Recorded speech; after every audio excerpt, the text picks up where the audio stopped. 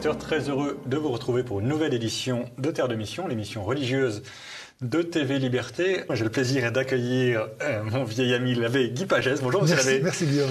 Vous êtes un vieil habitué de ce plateau, mais je vous reçois aujourd'hui parce que vous avez dit, à mon avis à juste titre, que l'idée du règne temporel du Christ avant la fin des temps se répandait de plus en plus, y compris dans les milieux catholiques, et que cette idée-là posait d'énormes problèmes de doctrine.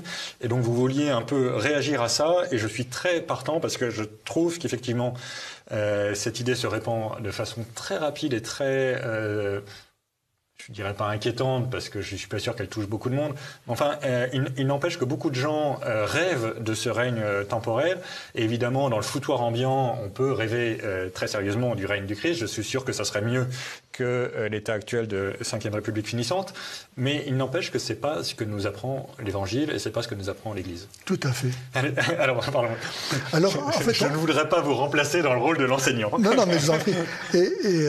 En fait, ça s'inscrit dans un tout qui touche les fins dernières, qui sont complètement bouleversées, et où, par exemple, aujourd'hui, de façon massive, dans l'Église, pour citer cet autre phénomène, on en arrive à croire que Jésus rencontre les défunts dans la mort, où se joue encore le salut.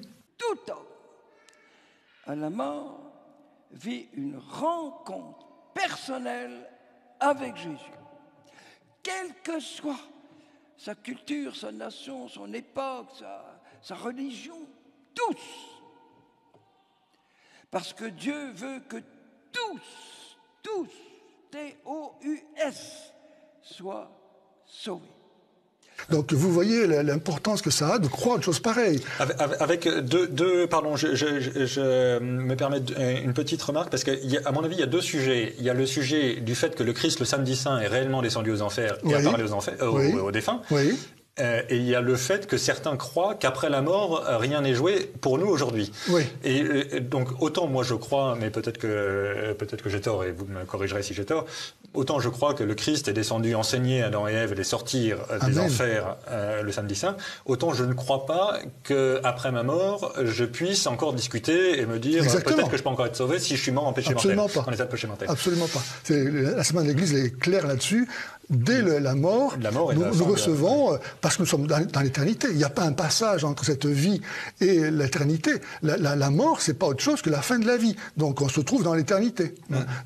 Sinon, pourquoi Jésus aurait-il dit « Veillez et priez sans cesse » ? Ça n'aurait aucun intérêt si, après la mort, on peut encore faire son salut. C'est pas de ça. Mais là, pour revenir à notre sujet qui est le règne temporel de Jésus, annoncé par certaines personnes comme étant une vérité retrouver. Je tourne vers Françoise Brennart. Vous avez publié un livre sur un sujet qui, j'allais dire, devient à la mode, sur la venue glorieuse du Christ. Alors, cette venue glorieuse, c'est le Christ qui vient régner sur la terre, c'est ça ? Mais oui. Mais en fait, tous les credos de l'Église disent que nous croyons et attendons Jésus qui va revenir pour juger les vivants et les morts, pas pour autre chose. La prochaine venue du Christ, c'est pour clore le temps et permettre à chacun d'accéder à son sort éternel. Comment est-ce que, sur le règne temporel du Christ, comment est-ce que vous comprenez ce fameux verset de l'Apocalypse sur les 1000 ans D'accord. On sait bien que le mot 1000 est un nombre symbolique qui désigne une grande quantité. Et donc, au cours de l'histoire, on peut penser par exemple à Joachim de Flore, n'est-ce pas, ce moine qui a annoncé la venue d'un règne spirituel de paix grâce à la vie monastique. Ça a été ensuite qu'on sait que ça a eu une postérité extraordinaire dans l'histoire. Beaucoup se sont réclamés de l'avènement temporel d'un règne terrestre, donc de Jésus, qui apportera la paix, etc. Et donc on retrouve ça aujourd'hui. Parce que comprenez, chers spectateurs, Dieu ne peut pas régner sur la terre tant qu'il y a des ennemis de Dieu qui rejettent Dieu, qui ne veulent pas qu'il règne sur eux. Mais les 1000 ans, donc c'est un chiffre symbolique, mais on peut très bien comprendre, et c'est comme ça que personnellement je le comprends, ça commence, si on veut trouver quelque chose qui corresponde avec exactitude à l'histoire, avec le commencement de la vie de l'Église après l'Empire romain, où l'Église là est reconnue, a une certaine légitimité, se développe jusqu'à l'avènement de la Renaissance, justement, les 3 R, la Révolution, la Réforme. Et l'apostasie. Et donc l'apostasie, on le rejet donc de ces temps. Parce qu'en 1000 ans, effectivement, la chrétienté va changer l'histoire du monde. C'est vrai. Hein, et là, aujourd'hui, c'est vrai que les pères de l'Église, ils figuraient l'histoire de l'Église comme une mandorle. Donc, vous savez, la mandorle, c'est cette forme en amande qui commence toute petite, qui s'élargit, et puis qui revient de nouveau au point zéro. Donc, c'est tout à fait comme ça qu'on peut comprendre l'histoire de l'Église. Mais pour revenir donc à ce règne temporel de Jésus, je rappelle que l'Église enseigne, par exemple, dans la Constitution Gaudium et Spes, le royaume de Dieu est déjà présent sur terre. Le Christ a inauguré le règne de Dieu sur terre, Dei Verbum, etc. Le catéchisme, même sous sa forme mitigée, l'Église a rejeté le millénarisme. Bien sûr. Tout ça, c'est clair. La venue glorieuse du Christ va accomplir le règne de Dieu sur la terre. Pour moi, c'est ça le cœur du sujet, parce que ça n'est pas une opinion libre, c'est une opinion condamnée. Parce qu'en général, on nous dit Saint Augustin l'a défendu d'abord et puis il l'a rejeté parce que ça avait des conséquences dans ses débats. Et puis après ça, on n'en a plus jamais parlé. Mais c'est pas vrai. C'est pas vrai. Typiquement, Joachim de Flore a été condamné. Tout à fait. Et donc, on sait avec certitude qu'au moins une partie du millénarisme est strictement condamnée. Après, voilà. Est-ce que le millénarisme spirituel, entre guillemets, est condamné ou pas?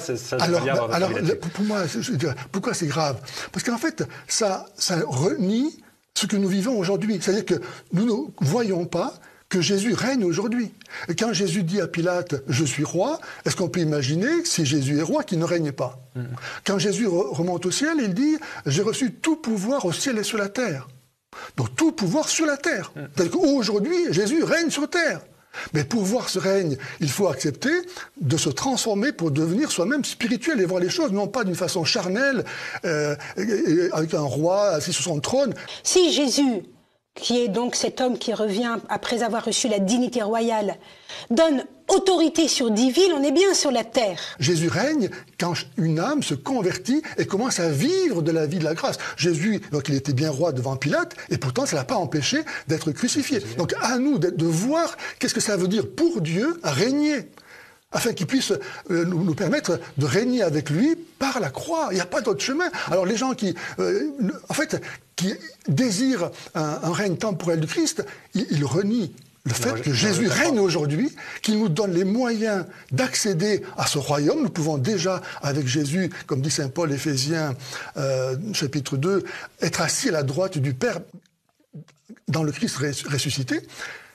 Par ma foi, je jouis déjà de la vie du ciel. Parce que Jésus est le même sur terre, dans ses sacrements, dans son Église qui est son corps, et au ciel. Par la foi, j'entre, je rentre et je sors, comme Jésus dit, celui qui croit en moi, il entrera, il sortira, il trouvera son pâturage. Il entre dans l'éternité, il revient sur la terre, on ne fait qu'un avec lui. Donc ma passion, c'est la sienne, comme sa gloire est la mienne.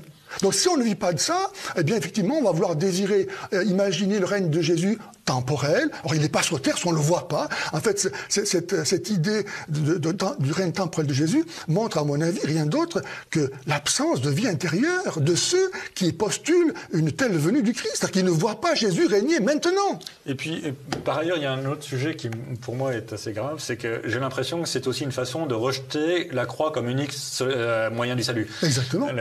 Donc le Christ nous a montré un unique chemin, il n'a pas proposé 25 solutions différentes, il a dit la croix, celui qui veut me suivre, qui prenne sa croix.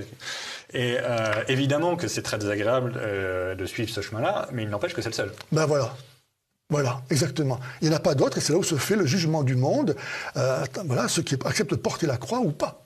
Hein? Alors, certains disent, vous voyez, mais on prie que ton règne vienne. Donc, où est-ce qu'il est, ce règne? Comme je le disais, il est quand une âme se convertit. Depuis 2000 ans, on ne peut pas imaginer que Et puis par ailleurs, on peut aussi dire que ton règne vienne. Pour moi, ça veut dire deux choses. C'est un, que mon âme se soumette un peu plus à toi. Oui. Et deux, que tu reviennes en gloire le plus vite possible. Voilà, parce que par ailleurs, on a aussi le devoir de prier pour que le règne soit le plus rapidement possible. Tout à fait, tout à fait. Parce que c'est comme ça notre salut final. Tout à fait, tout à fait. Est-ce que vous voulez dire un dernier mot, peut-être ?